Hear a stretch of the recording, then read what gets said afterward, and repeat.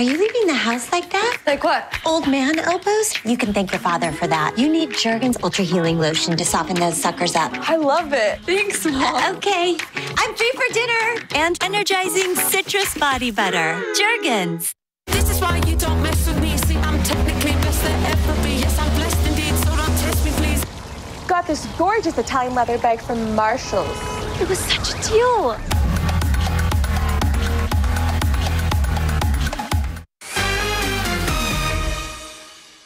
Join us tomorrow. We're with Robert Pattinson and Zoe Kravitz for the New York premiere of The Batman. I think it's going to be really good.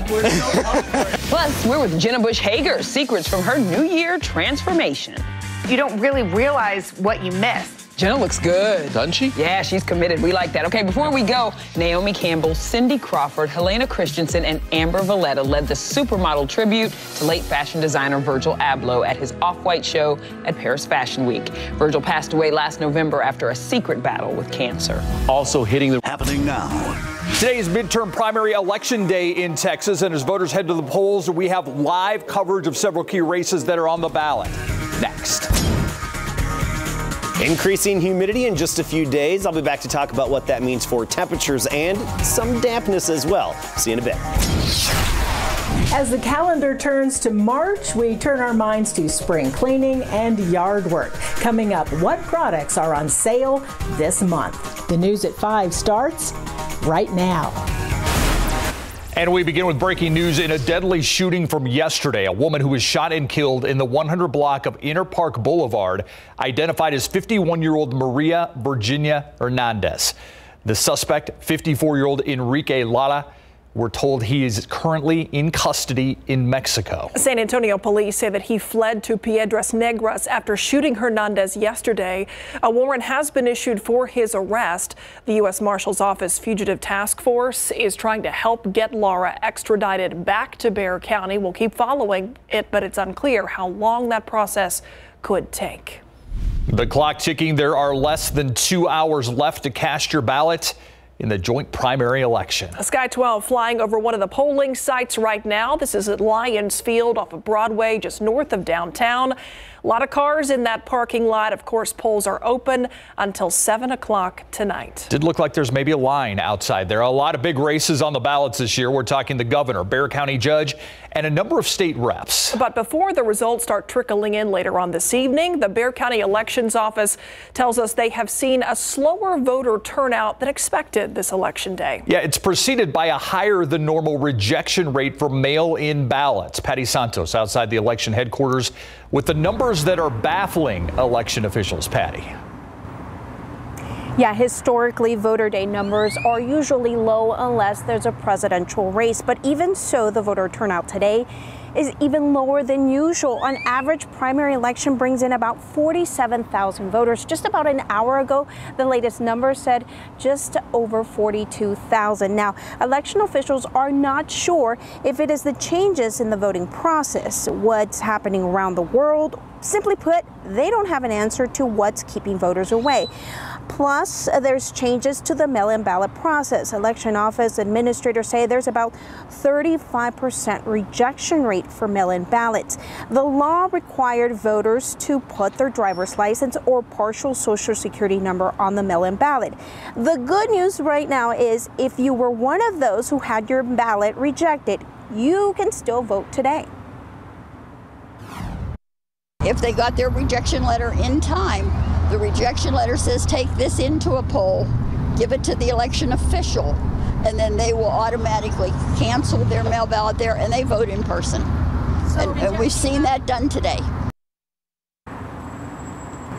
Yeah, and as you heard, she says a lot of people are doing that. There's over 1 million registered voters in Bexar County. There's just under 300 precincts. They're all going to be open until 7 tonight. Don't forget, you're going to need some form of official ID. Live at the elections headquarters, Patty Santos, KSAT 12 News.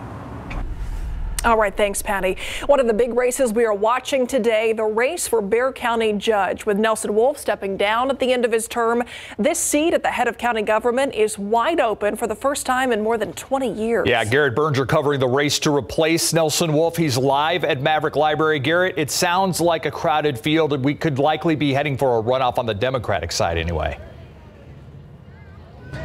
Absolutely, Steve. On the Democrat side, there are 4 candidates vying to replace Wolf.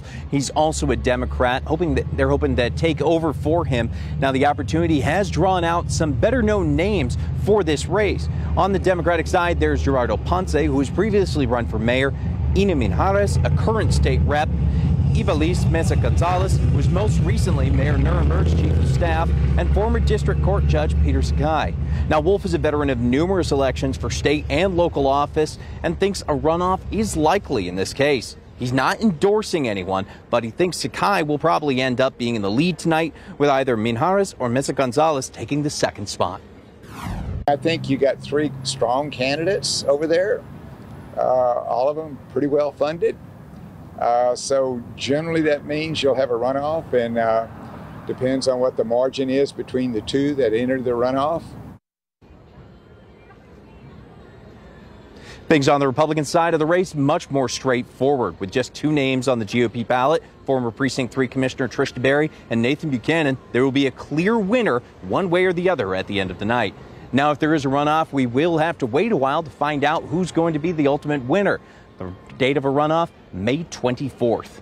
Live at the Maverick Branch Library, Garrett Berger, KSAT 12 News. Good to see a lion out there. Thank you, Garrett. Now, one of the most watched races will be for Texas' 20th Congressional District. It's been represented by Democrat Henry Cuellar since 2005. This time around, 2 Latina Democrats, Jessica Cisneros and Tanya Benavides, pushed to unseat that 9-term incumbent. Alicia Barrera is live from Laredo with more on this congressional primary, and it is a race that is being watched certainly in South Texas, across the state, but also in Washington, D.C., Alicia. Absolutely, and to understand how Cuellar has been able to keep his seat for so long, it's important to understand the makeup of this district. About 80% of the people who live in Texas's 28th congressional district are Latinos, Hispanic. So for this time around, where do Democrats stand with Latinos in this district? The favorite for years has been Cuellar. He's a conservative Democrat whose voting record on topics including abortion and gun control are right-leaning. But some voters doubt he can hold on to his seat this time around, especially after the FBI raid of his home and campaign office. And although he hasn't made himself available to media, he did post this video to his campaign Instagram account. I need your help. I need your family. I need your friends to go out and vote and elect me again as your congressman. Political analysts say progressive Democrats like Jessica Cisneros have a solid chance of winning this race. Plus, she's been endorsed by big-name Democrats like Representative Alexandria Ocasio-Cortez and Elizabeth Warren. Cisneros has a strong stance for access to abortion and Medicare for all. And during her campaign trail, she showed solidarity with the San Antonio Symphony to protest layoffs and healthcare cuts. This election is really important. The stakes are very high, and we want to make sure that everyone is doing everything they can to make sure that we're going to come out on top. The third candidate is Tanya Benavides, who's against the border wall, wants to expand Medicare, and as an educator is focused on making public education more equitable. There's no doubt that a lot is at stake here. Neither Republicans nor Democrats want Cuellar to stay. Republicans think they can actually flip this district, so for whoever wins tonight, they want to make sure and hold on to Texas District 28 Congressional District and keep it blue. Live in Laredo, Alicia Barrera, KSAT 12 News. All right, thanks, Alicia. Those are among the races that political analyst from UTSA and political science professor John Taylor will be watching closely tonight. Plus, he says that he thinks both Governor Greg Abbott and his likely Democratic opponent Beto O'Rourke will win their respective primaries. But Taylor says that victory isn't as clear-cut for embattled Texas Attorney General Ken Paxton, facing a slew of long-standing legal troubles. Greatest likelihood is just going to be both a Republican and Democratic Attorney General's runoff, which means we'll be doing this again in another 6 weeks. Paxton is counting on former President Donald Trump's endorsement to help him. He's up against 3 well-known challengers, including Land Commissioner George P. Bush, U.S. Rep. Louis Gohmert, and former Texas Supreme Court Justice Eva Guzman. And by the way, we'll be hearing more from John Taylor, along with many of the candidates we just talked about tonight during our Breakdown Election Night special. That live stream starts at 7 o'clock, and you can watch it on all of our streaming platforms. Now to the growing refugee crisis along the Ukraine border. Almost 700,000 people have now crossed into neighboring countries. And now the United Nations fears that number could swell to 4 million in the coming days. ABC's Morgan Norwood with the latest. With the deadly invasion inflicted by Russia on the Ukrainian people intensifying, the humanitarian crisis there is mounting as well. We've seen the fear and suffering playing out on those packed railway cars and in platforms crammed with thousands hoping to escape Ukraine. UNICEF saying that of the estimated 677,000 escaping to neighboring countries, more than half of them are children. We hope that everyone will help us in Kiev, in Ukraine, because it's catastrophe. Officials in Ukraine are prioritizing women and children, but some immigrants living in Ukraine believe their race is a factor in delaying their evacuation, which can last several days. Marcus Moore met with one man who left his native Congo years ago. He says he watched as white men were allowed to board trains to Poland, even as he and other men of color were turned away. So you feel like because you are black and others are black that you were treated differently? I just want to make it clear, you really think that's what it was? Marcus, it was clear. It was clear. Because we are black, that's why they were acting that way. Come on. And separated by war, Alia arriving in Poland with her 2 children after saying goodbye to her husband Victor, who, like most Ukrainian men, stayed behind to fight the Russian soldiers. Chcemy, żeby był мир в Україні. Ми не хочемо, щоб Росія на нас нападала. And with more than 4 million expected to leave Ukraine in the coming days, the UN humanitarian agencies are asking donors for an additional $1.7 billion to support in this crisis. Morgan Norwood, ABC News, Los Angeles. President Biden set to deliver the State of the Union address tonight, and the war in Ukraine expected to be a topic of heavy focus. The president has done an excellent job uniting our nation and our allies against Putin. President Biden's message expected to remain firm that democracy will prevail. He's also expected to give remarks on the issues that Americans are dealing with most, including record inflation we're seeing right now and its impact on everything from groceries to gas pumps. It's an issue the president has been criticized for. Inflation is at a 40-year high and hurting every American family. Joe Biden and House Democrats are responsible for this State of the Union in crisis. Right now, President Biden's average approval rating 41%, 54% disapprove, according to the latest CNN polls. In terms of tonight, security in full force in preparation for any potential protests.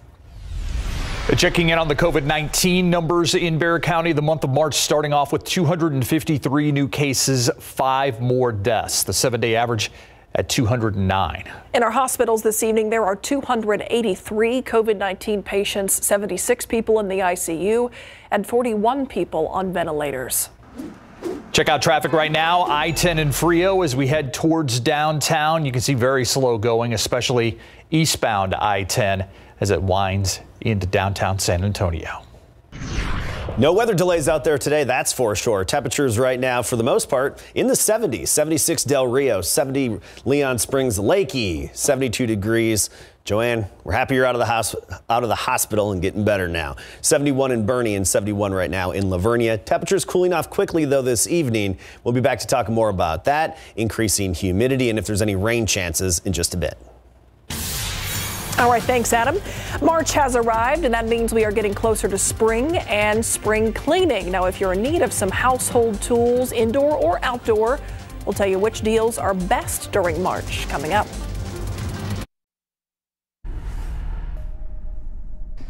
I'm Dylan Collier in North Bexar County as we cover the wide open race to replace Representative Lyle Larson in House District 122. 3 Democrats competing in the race for Texas representative of District 124. I'm Courtney Friedman asking those 3 about what issues matter to them most. That and more election coverage coming up on the news at 6. As the calendar turns to March, time to think about spring cleaning and sprucing up the yard. And it's always the right time to save some money. So in this month's Best Time to Buy, 12 on Your Side's Marilyn Moritz shows us what's on sale.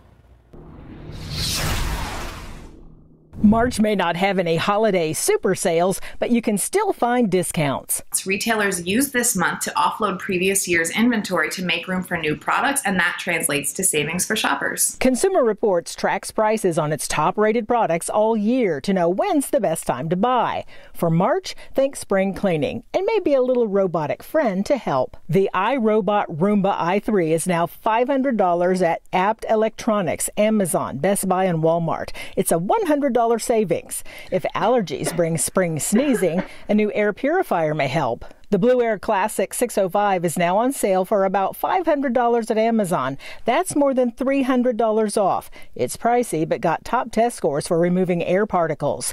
And it's about time to tackle the lawn. Typically, when you think about seasonal items like string trimmers, you think that the sales will come at the end of the season. But if you start shopping very early, like in March, you may see bigger savings as retailers try to shift consumer focus to the season coming up. This Ego cordless string trimmer is $179 at Walmart. And as retailers shed their cold weather products, now's the time to get a good deal on a space heater. The Lasco Designer Series space heater is $65 at the Home Depot. If you've been thinking about replacing your home's windows, March can be a good time to do that. It is a pricey investment, so be on the lookout for sales. Marilyn Moritz, KSAT 12 News. All right, the weather is no reason not to vote. Oh, no, it is beautiful out there today. We're loving it, Adam. Yeah, we are. It's looking good, feeling good, lack of mugginess. That's going to change, and that's going to have an impact on some dampness and even morning temperatures. Speaking of temperatures, let's get right to the maps and take a look at how the month of February officially ended. 6.2 degrees below average, so much cooler than average. The coldest was 21 degrees on the 4th, but we got as warm as 85. On the 21st and on the 22nd. Today, a cool start at 33, well below the average low of 48. And then this afternoon, we topped out at 72, which isn't far from the average high of 70. But those mornings are going to be getting warmer here starting tomorrow and basically climbing up all the way through the weekend. Comfortable outside right now. We still have that sun on us, 72 in Hondo. Converse 72, Stinson 75, Canyon Lake at 67 along with Bulverde. Fairly similar temperatures out there. You get up to 77 in Cotulla and Laredo, some of the typically warmer locations southwest of town.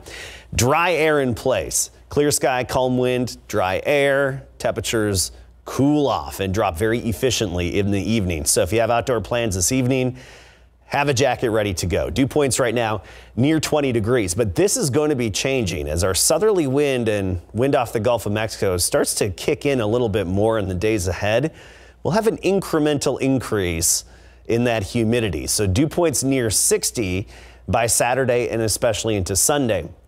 Even just a general increase in those dew points on Thursday will likely lead to a pattern and a trend of morning fog and drizzle. So starting Thursday morning, we'll have some reduced visibility on the roadways, fog, a little bit of drizzle, and it's going to be that way every morning then all the way through the upcoming weekend. So that's something that you'll notice, just a bit of that morning dampness. So something to plan for, especially if you go for those early morning bike rides or jogs or walk your dog early in the morning. As for actual rain chances, we've got a really weak upper level disturbance over Phoenix, Arizona. Out ahead of it, some clouds. That's about it. Yeah, that's all we can talk about. Some mid-level clouds coming in New Mexico, parts of West Texas, and that's going to stay to the north of us. There is a pretty active system right now that's just pummeling moisture onshore, this atmospheric river here from the Pacific.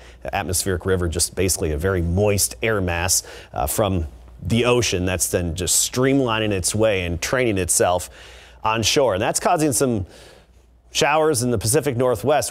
I wish we could tap into that, but unfortunately, I don't think we will. Just a slight chance Sunday and into early next week of any showers.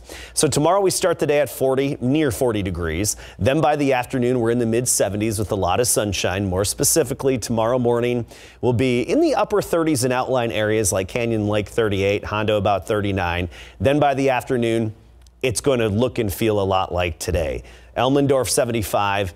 Bernie, Lake Hills about 73.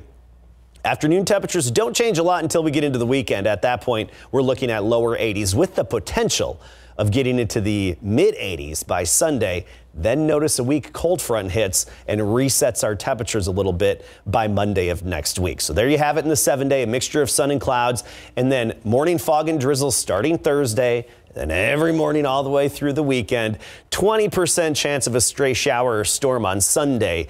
And right now the maximum we have is about a 30% chance on Monday behind that cold front. All right, warming up. Thanks, Adam. All right, when your opponent is celebrating how many points he scored, yeah, probably not a good night for the Spurs. It was a bad night for the Spurs, a great night for Ja Morant. When we come back, how the Spurs were mauled in Memphis by this guy right there. And also when we come back, it is time to find out about the Cowboys and whether or not Amari Cooper will stick around. Coming up. Here we go. Our San Antonio Spurs wrapped up their rodeo road trip with a 4-4 record after getting mauled in Memphis by the Grizzlies, keeping Spurs head coach Greg Popovich still 2 wins away from becoming the all-time winningest coach in NBA history. That's after Ja Morant had a career night against his silver and black. And the big debate today is what was the best play of the night? Was it the ferocious dunk over 7-footer Jakob Poeltl in the second quarter? That's worth another look, of course, for all of us. But compare that to arguably the play of the night. With just 0.4 of a second left on the clock, Steven Adams delivers his full court pass to Morant, who, while falling out of bounds, is able to hit this fall-away at the buzzer. That's certainly worth another look. From behind the backboard, Ja Morant delivers a 2-pointer, but the Grizzlies up by 10 at the break. The Spurs tried to counter with Lonnie Walker IV with 22 points and DeJounte Murray right behind him with 21. But Morant broke the game open in the fourth quarter by scoring 13 straight points to finish with a career-high 52 in the Spurs' 118-105 loss.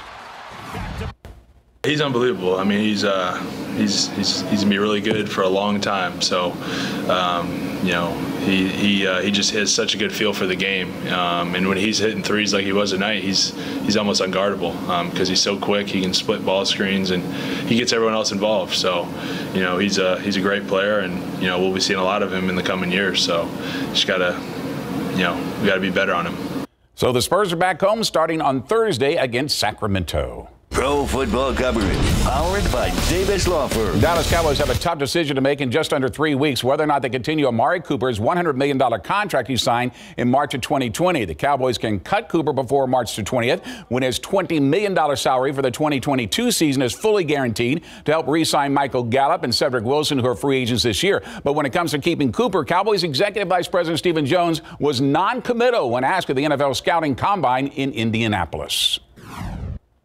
It's too early for me to address that yet. I mean, we're continuing to have conversations. A lot of things affect that in terms of, you know, we've obviously been so fortunate to have, you know, those 3 great receivers on our roster, and obviously that's hard to keep doing, you know, under a salary cap. And certainly, you know, Ced did a really nice job for us, and he's up. So, you know, there's some moving parts to that we'll have to continue to massage as we move forward. Yeah, they got some decisions to make, and get this, Dak Prescott had off-season surgery. We just found out about it, coming up at 6. Okay, good tease. Off-season surgery on what? Yes. Thank you, Greg. We'll be right back. Don't forget, the polls are open until 7 o'clock tonight, and don't forget your form of identification. We'll be keeping our eyes on the numbers as they come in after the polls close at 7. Should have numbers shortly after 7 o'clock, at least the first set of numbers. We have you covered this Election Day on air and online. Thanks for watching the news at 5. See you back here at 6. World News is next.